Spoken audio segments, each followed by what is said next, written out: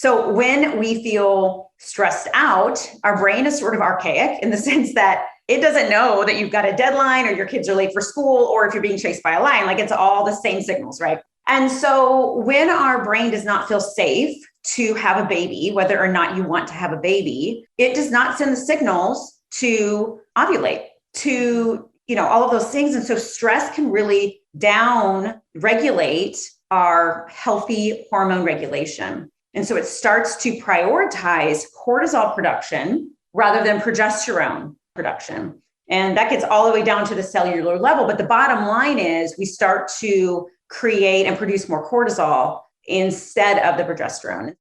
Do you want to wake up feeling like you're stepping into who you're meant to be, into the best possible version of you? What if I told you that the key to your best life, health, and happiness are all around you? You just have to find what works for you.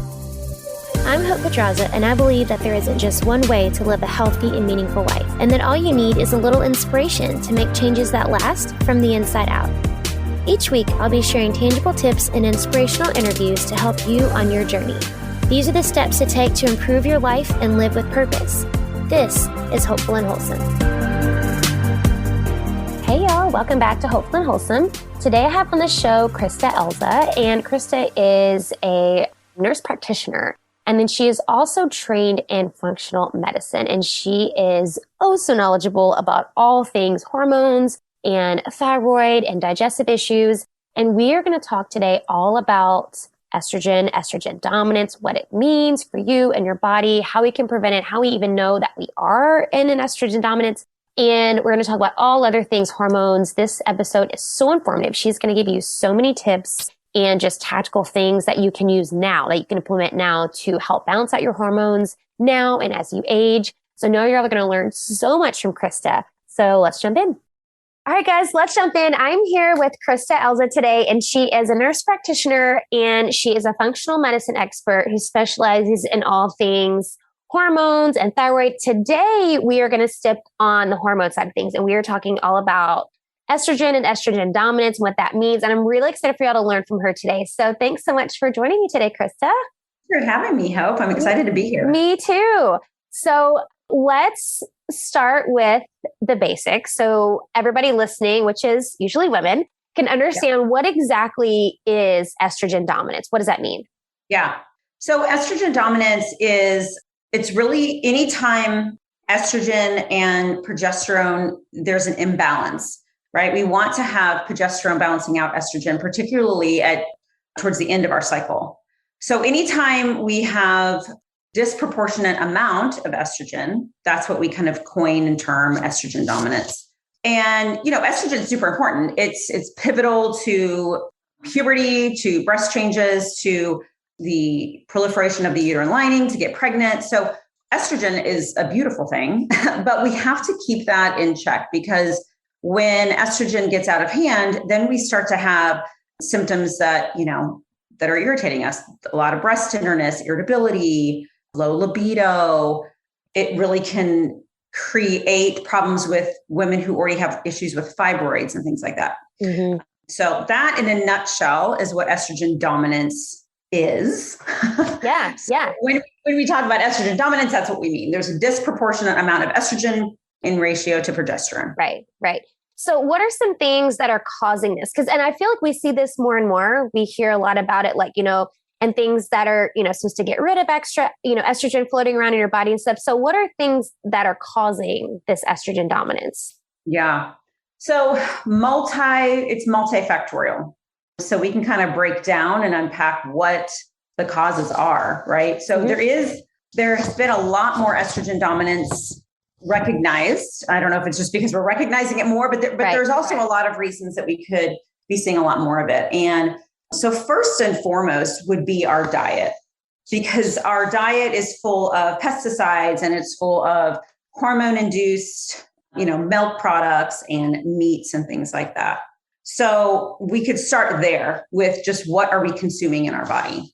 So I would always recommend eating hormone-free meats and dairy products. And then also really looking at any possibility of getting organic fruits and vegetables is super important because the pesticides, all of those can act as estrogen-like chemicals in our body that can really start to promote that. So that's a big reason. Another reason is gut health. So we need a healthy microbiome to eliminate our estrogens. So we have to have a point of exit. We use our hormones and then we break them down and then we should excrete them. So if constipation is an issue, that needs to be addressed. And then also, if you've got a proliferation of bad bacteria in the gut lining, you can tend to have a higher amount of an enzyme that kind of cuts that estrogen off of the excretion pathway and back into the system. So you're kind of reintroducing that estrogen back to the body. And so having a healthy microbiome allows that successful excretion. So addressing gut issues is super, super important. And then looking at our water. So a lot of us drink water that we don't really know what's in it. And it's not filtered correctly. You could have byproducts of waste, that's not really getting rid of the xenoestrogens or estrogen-like things in our water. Even things like too much lead or mercury in your water can really compound your body's ability to excrete the estrogens. So having filtered water, super important. Get your water tested. Even if you don't want to get tested, I would definitely recommend everybody have a water filter. That's going to be super helpful.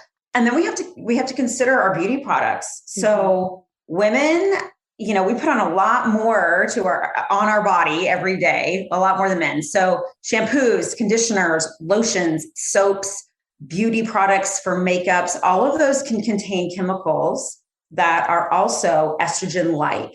And the big problem with these products is that we're putting them directly on our body. They're not even getting to go through the liver. So it's like in the body, right? And so looking at really cleaning up what you put on your body is helpful. I would look at products like Elive beauty products, Beauty Counter. I love Detox Market because it's just one website, one stop shop where you look through and kind of shop a multitude of products on one site. That's good. That's a good resource. Market is helpful.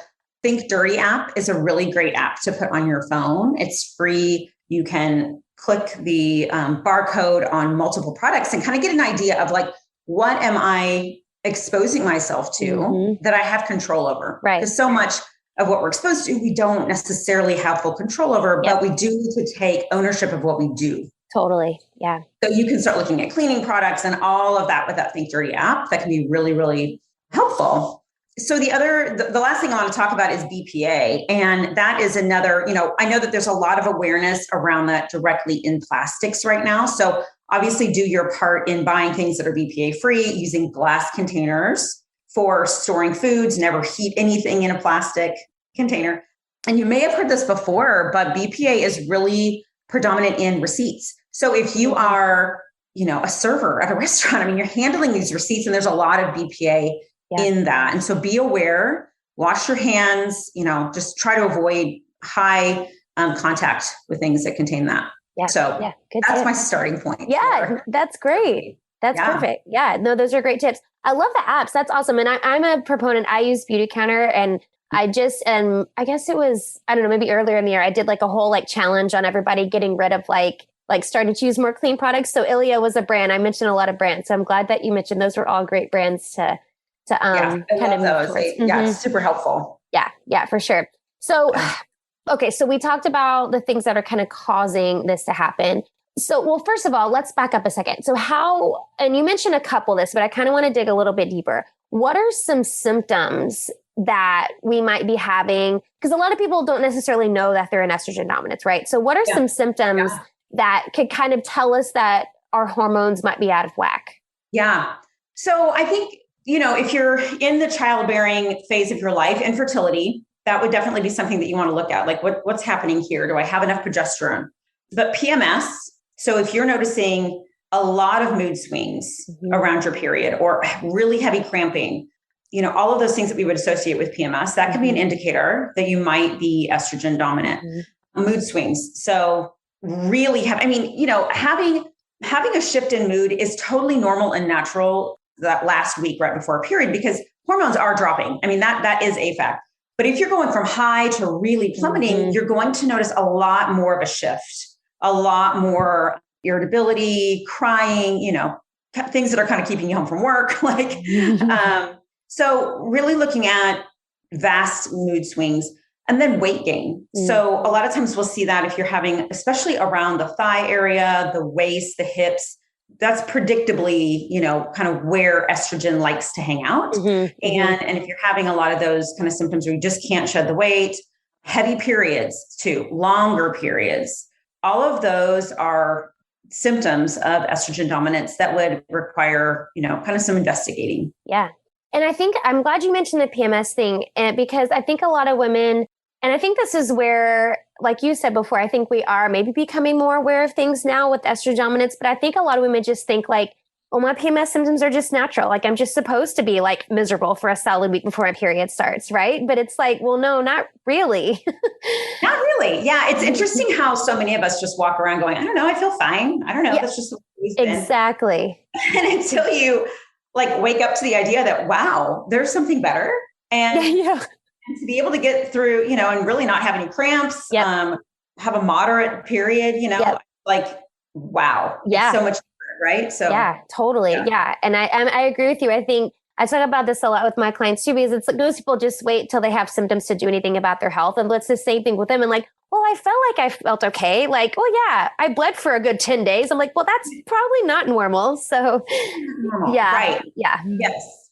Okay. So those are the symptoms. So what are some things we can do to kind of help balance these out? Are there like foods we can eat, supplements we can take? What can you do to kind of balance that out to get out of that estrogen dominance?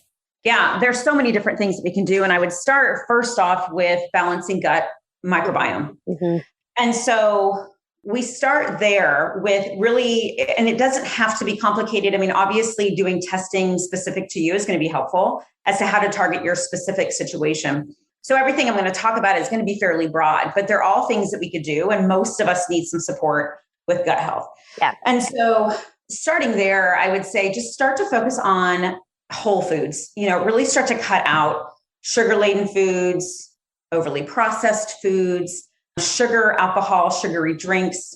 Alcohol is a big one.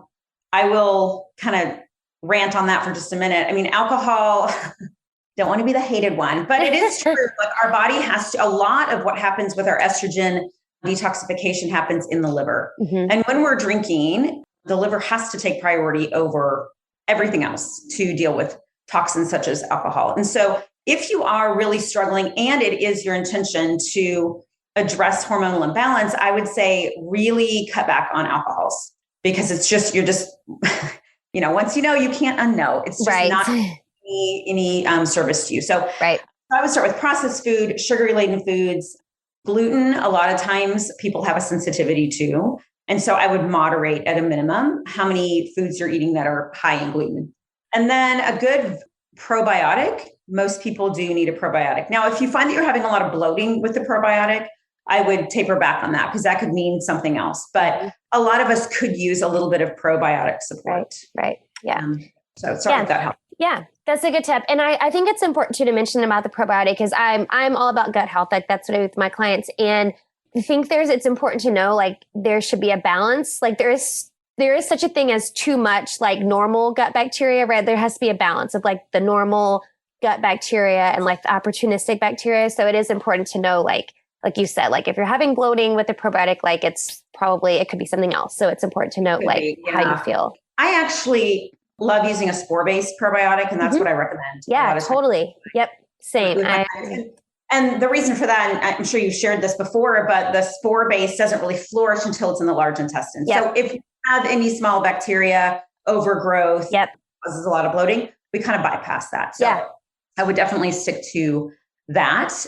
And then, really focusing on having organic foods, like I mentioned before, the pesticides, the fungicides, all of those things really deplete and break down the intestinal lining. So that kind of goes back to the toxic burden and also gut healing. Yeah. Bone broth is actually a really, really helpful supplement. It's, it's natural foods, but that can help to heal and seal the gut lining as well. And it can be really helpful, especially for people with endometriosis to throughout the month take part in, just having some bone broth. You can either buy it already made or you can make it yourself, but bone broth is super helpful. Yeah, that's great. Other things that can really help with estrogen dominance would be to start taking more fiber. So eating fiber, take a fiber supplement, make sure that you're pooping. Like we've got to kind of, reverse all of our pathways, right? And the number one thing that we've got to make sure we're doing is excreting. Yep. So drinking plenty of water so your body can excrete well from the kidneys, making sure that you're pooping, adding fiber to your diet can really help bind to estrogens and allow them to be excreted. And then exercise. Sweating is another way that our body gets rid of all sorts of toxins, including hormone metabolites. And so sweating or sauna, those are both really, really healthy ways to start. And if you want to talk about supplements now, we can. Yeah, let's do it.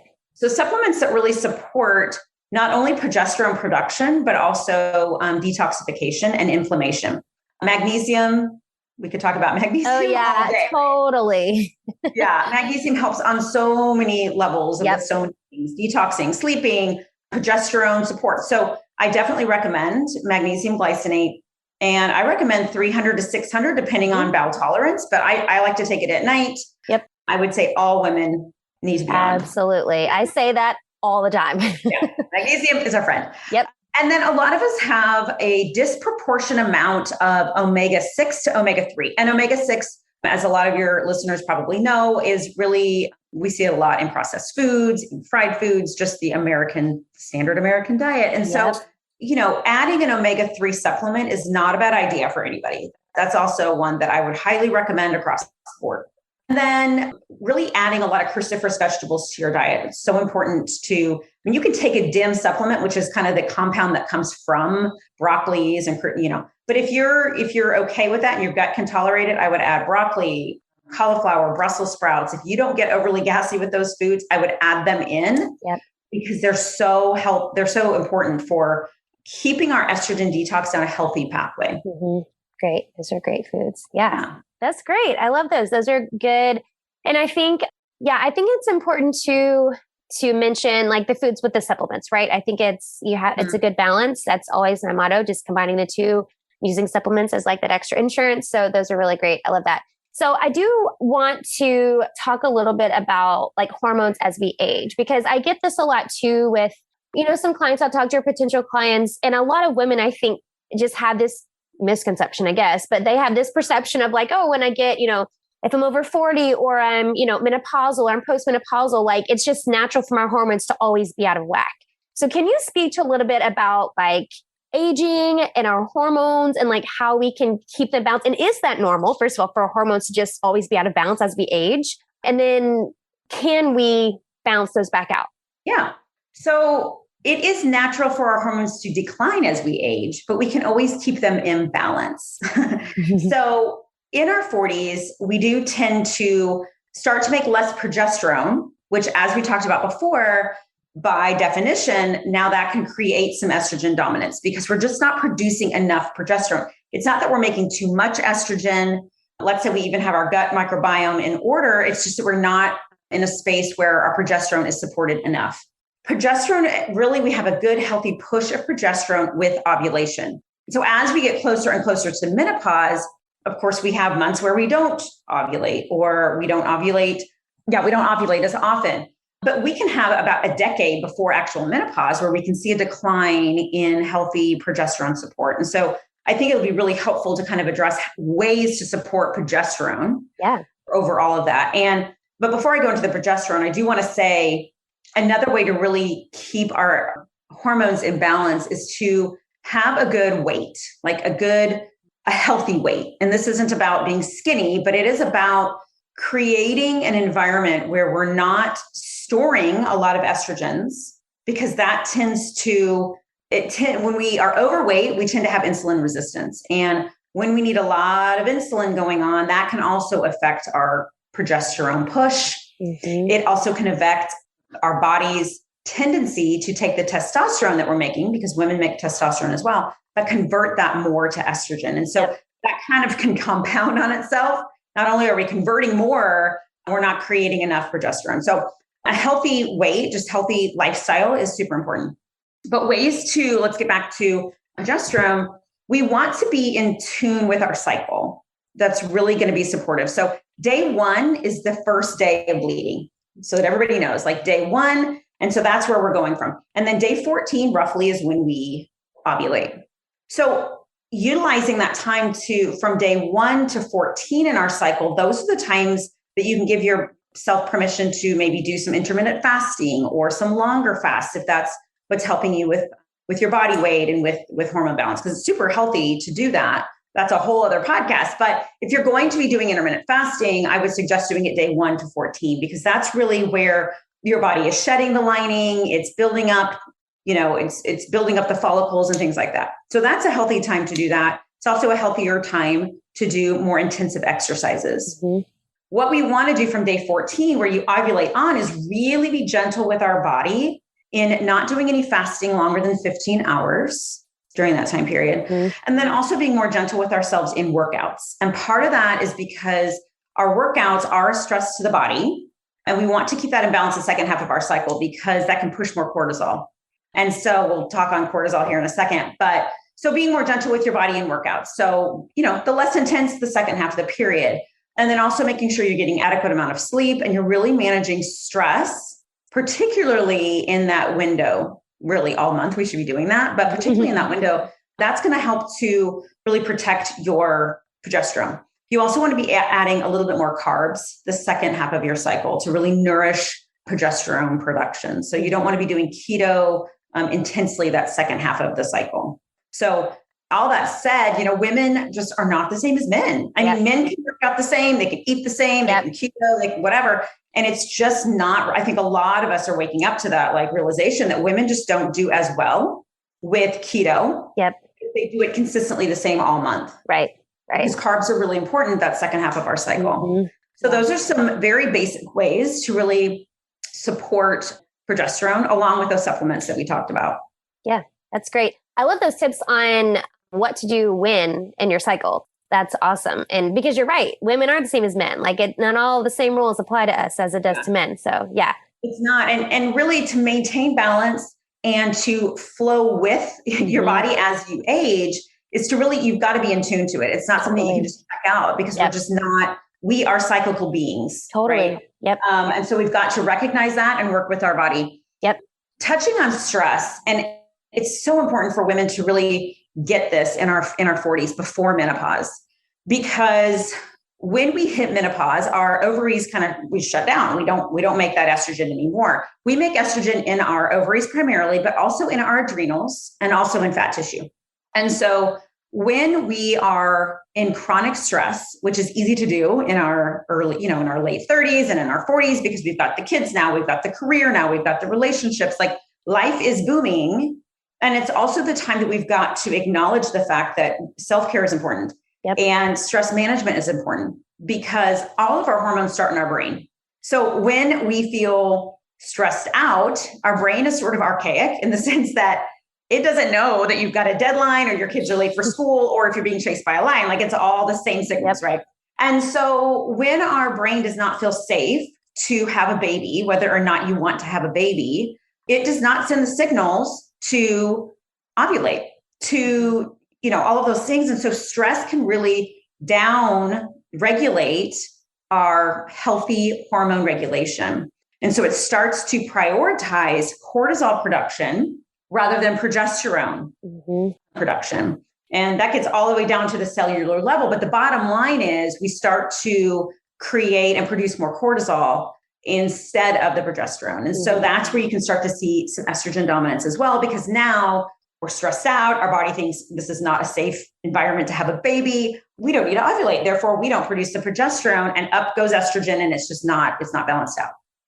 Yep. No, I love that. And it's very relevant, as that's my theme this month. I'm doing a masterclass on it later this month, is on stress and how it affects your gut and cortisol and all those things. So that is I mean, it's so huge. And I think we don't think about all the things. I think there's some things we know stress can, make us have sleep problems and, affect certain things. But I think we don't realize everything that happens downstream, from the stress, it's just a domino effect of things that happens with stress.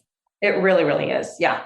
I love the topic of stress because it's so important. And I think like I said before, we're just in that phase of life in 30s and 40s before menopause. Yep. And it's so important to nourish these systems, because when we are running on stress and cortisol is high, we're really taxing those adrenals. Yep. And remember, I said the adrenals do make some estrogen. When we go into menopause, if those adrenals are maxed out anyway, because you've really been calling on them a lot for cortisol, and whether that's stress, and we have to think about stress too pretty broadly. Yep. Exercise is a stressor. Yep. And that's why we need to cycle our workouts, right? Not getting sleep is a stressor. Having gut dysbiosis is a stressor. So we haven't even touched on the external things that we think of as stress. Right? Exactly. And so really nurturing your body and nurturing that environment that way, when you hit menopause in your 50s, you're not having such a roller coaster because the adrenals are in a healthier state. Right. And so when they need to kick up and make a little bit, when they recognize, ooh, the ovaries aren't making this estrogen, they're not in such shock. Like, oh my God, right. What am I doing? I'm unhealthy anyways, and I really can't produce any of these sex hormones. Yep. Totally. Yeah. No, those are great tips. Like, moral of the story, y'all, just manage your stress. Oh my gosh. Breathing is your own miracle, right? Yes, it is. It is. That's what it's for. That's the other thing. I have this conversation all the time because I do Pilates teacher trainings at my studio, and we talk about breathing and how people, like, honestly, I'm not saying this to be like, people really don't know how to breathe. Like, they really don't. Breathe. Yep. They don't know how to breathe. And a lot of us have an Apple Watch, and if you don't, set an alarm on your phone. But just taking those deep breaths throughout the day, or recognizing, like, I'm literally holding my breath right now. Exactly. Yep. Makes a world of a difference. Absolutely. So I do want to shift gears a little bit because I want to talk a little bit about you and how you got into this space. So can you just give just kind of a picture into how you got on this path and how you got into this field? Yeah. So I became a family nurse practitioner, and I kind of knew from the beginning I didn't want to go directly into primary care, partly because I wanted to work with people who really wanted to make a change in their bodies. They weren't just showing up for their yearly checkup and give me the pills, that they were a little bit more proactive. So I knew that kind of off the bat. I ended up working as a primary care provider at a hormone clinic. And so I was doing a lot of hormone supplementation. We were also doing some weight loss. But what I still found there was that I wasn't truly solving the problems, because yes, I had menopausal women in there who, that needed bioidentical estrogen replacement. But I had a lot of men in there who were wanting testosterone replacement. A lot of women who were premenopausal, struggling with fatigue and weight gain, anxiety, depression, all of these issues. And to me, I just didn't feel aligned anymore with just giving them all testosterone, because I'm like, why do they need this? Like, what's underlying? So that got me on the path of studying functional medicine, which is really the study of root cause medicine. Why are you not producing testosterone? Why do you have fatigue? Why are you not sleeping at night? Why do you have anxiety? And I just fell in love with the idea that I could actually help people by studying the root cause. Yep. And so I took the leap about 15 months ago, and I left the clinic to create my own online space, which is where I can spend a lot more time with my one-on-one clients. I'm creating groups this year where we can get together and I can share information like we're talking about now with clients who really want to make the commitment to themselves. Because it does require, and we've talked a lot about this, it requires some lifestyle commitments. Yeah, it does. It requires you recognizing, I have a cycle that I need to pay attention to. So it requires you to be engaged in your own health. But in doing so, clients are so empowered and women can step out. Like, my goal is for you to not need me forever. My goal is for my clients to work with me for a period of time, get really clear through some functional medicine testing so that they know their own body better, and then have, conversations like we're having right now so that they know how to serve their body, how to support their body. Yeah. No, I love that. That's great. And I'm an FDNP, and that's what we do too. It's the same thing. It's like, stop treating the symptoms and let's figure out what the cause is. And that's really how that's the only way really that you can make really real lasting changes in the body. And like you said, it does take a level of commitment. Like, there is this sense, it's an opt-in, form of treatment. Like, you have to be able to be willing to, commit to yourself and the process and all of that. Yeah. That's great.